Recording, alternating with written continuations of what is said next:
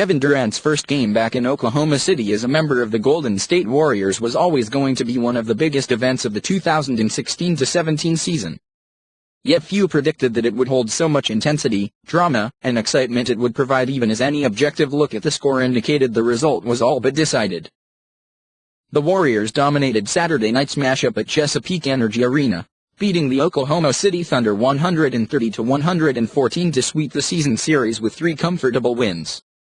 Golden State led by 23 at the half, never saw the margin dip below double digits after the 10-15 mark of the second quarter, and emptied the bench in the final few minutes. By all accounts, this game was not close. It remained enthralling for all 48 minutes anyway. A crowd that showered Durant with booze and cupcake references upon his pre-game introduction kept the energy high throughout, creating a playoff atmosphere that seemed to affect the effort levels of both the Thunder and Warriors. The scene got especially intense towards the end of the third quarter, when Durant and former co-star Russell Westbrook jawed at each other during a stoppage in play.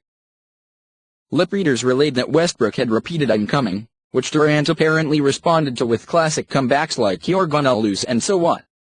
No matter the quality of the trash talk, every minor threat from the Thunder or moment of animosity from their on-out occasioned the roar from the crowd. That was especially the case several minutes later, when Durant went nose-to-nose with OKC wing Anthony Roberson. Durant, Roberson, and Andre Iguodala all earned technical fouls from the incident, after which the Thunder managed to cut the lead to 105-88 before the third quarter buzzer. On most nights, that would be a random swing on the path to a predictable blowout.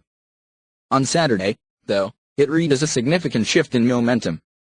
The Thunder didn't manage to get the margin any lower than 12 points in the fourth, but this was not a game defined by logic and calm considerations of the state of play. The fans wanted a game of extremes, and they got one. Fittingly, it took this 30-footer from Durant over Westbrook to convince everyone the game was finally over. Of course, the sniping didn't stop there. Durant also said he actually thought it would be a little louder in his post-game interview with ESPN's Lisa Salters. That reaction fit with the Warriors' approach to the night as a whole. The presence of the crowd made the Thunder the aggressors in this feud, but the Warriors didn't sit quietly. They even wore the cupcake t-shirts that littered the stands after the game.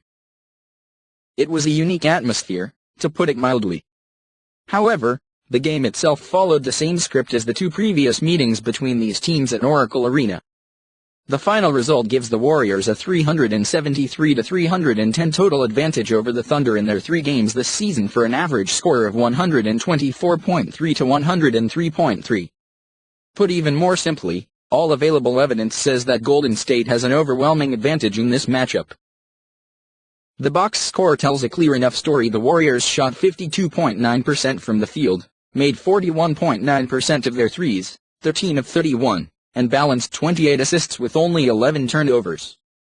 Durant, Stephen Curry, and Draymond Green all finished with a plus-minus of +12 or better, and lead reserve Andre Iguodala logged an absurd +31 in only 28 minutes. Their best lineups are too much for the Thunder to handle, especially when they shoot only 6 of 24 from long range for the night, including 0 of 11 in the first half.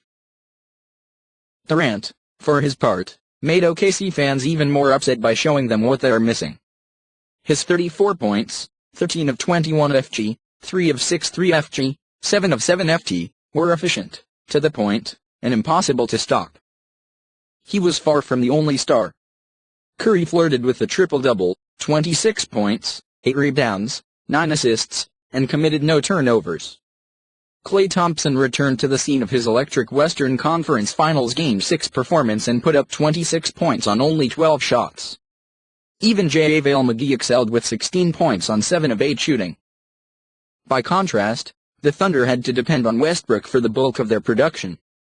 His final line is incredible: 47 points, 14 of 26 FG, 16 of 18 FT, 11 rebounds, and 8 assists. But he also turned it over 11 times, 7 in the first half, and only looked at his best when OKC was facing an untenable deficit. Only Victor Oladipo and Steven Adams joined him in double figures. So, yes, these teams aren't exactly evenly matched. Nevertheless, it was difficult to watch this game and not pine for a playoff series between these teams. The circumstances of Saturday's game were one of a kind, but the after-effects of last spring's 7-game conference finals and Durant's summer move have combined to make for a rivalry that doesn't require a close score to stay compelling. These teams don't like each other at all, and that makes every meeting an event. It's hard to ask for much more.